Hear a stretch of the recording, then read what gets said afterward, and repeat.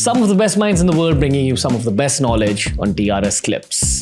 Have you been injured in combat? No, I haven't been, luckily. Have you come close to getting injured?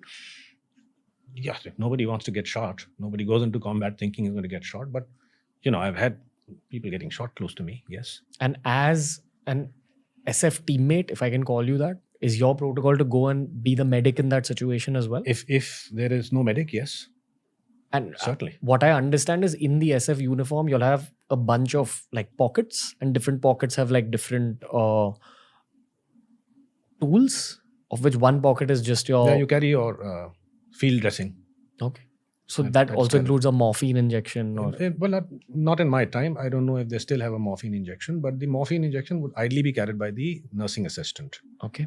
But SF units, they lay a lot of emphasis on medical training.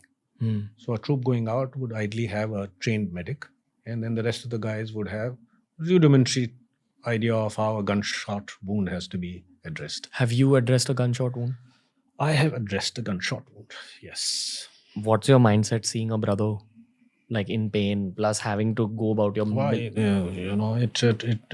I ran into an ambush in J&K at about 7,000 feet up in a forest, and it was a nasty situation because there were 2 civilians killed, one civilian seriously wounded.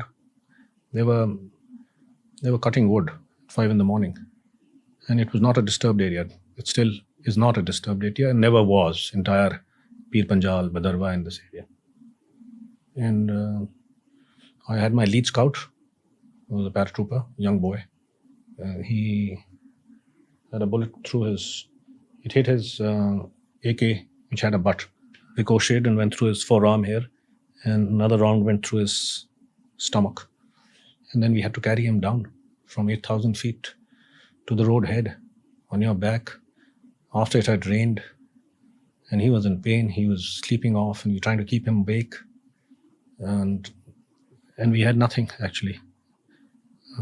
We had nothing. We used to carry sanitary napkins for gunshot wound issues.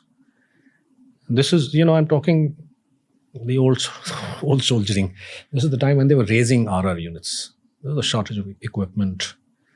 And they were pooling in resources, cannibalizing the other infantry units. We didn't have any medical thing. Somebody had a painkiller, I think we gave it to him. We got him down, we got a chopper, we got him out, but he died 20 days later in the hospital. Negligence. I'm certain about it because I met him in the hospital, he was fine. And then suddenly I get a message to say he's dead. Negligence from medical staff? I'm sure. His stitches opened up. He bled to death. What goes on in your head? How do you keep your control as a soldier when you're seeing a teammate be that hit? Is there a certain amount of emotional training that kicks in? Certainly. It depends on, every situation Ranveer is going to be different. You get a chap who's hit, there's still a life contact on. Can you reach him? Can you? In my case, it was sheer bad luck. I mean, these guys came up from the other side of the hill, spotted us, opened up, and then they disappeared. So I had all the time to address my casualty, but every combat situation is different. As I said, sometimes you may not get the chance to address it, but it certainly takes a lot of your attention away from the fight to addressing this guy who's been wounded. That is why they've started playing around with the caliber of the weapon. They used to use a 7.62, which is powerful. What does that mean? It means you rather wound a chap.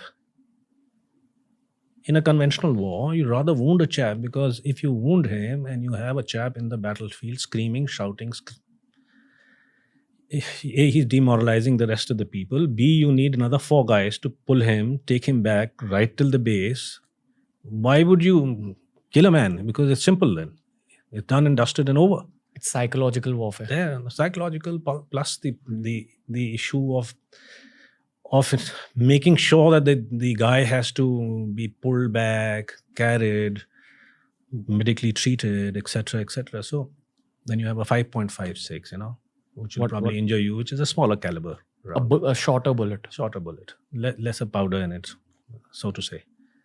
So it's worse to have a situation where you have a couple of people wounded and screaming and shouting or whatever is happening.